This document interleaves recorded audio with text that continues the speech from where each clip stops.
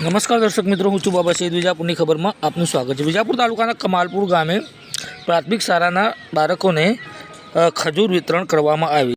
સમાચાર વિગતવાર જાણીએ. વિજાપુર તાલુકાના કમાલપુર ગામની પ્રાથમિક શાળામાં અંદાજિત 200 બાળકોને શિયાળાની ઋતુમાં બાળકોને પોષક તત્વ મળી રહે તેવા હેતુથી એક વ્યક્તિ દીઠ એક બાળક દીઠ 250 ગ્રામનું ખજૂરનું પેકેટ આપવામાં આવ્યું હતું. 200 જેટલા બાળકોને ખજૂર આપવામાં આવી હતી. આના દાતા શ્રી હતાશ્રી પટેલ અમૃતભાઈ છગનભાઈ દ્વારા, જે માજી સરપંચ છે તેમના દ્વારા, અને સંયુક્ત નૈતિક માનવ અધિકાર સમિતિના નેજા હેઠળ કહી શકાય કે જે નિઃશુલ્ક વિતરણ કરવામાં આવી હતી. ખજૂરનું નિઃશુલ્ક વિતરણ કરવામાં આવ્યું હતું.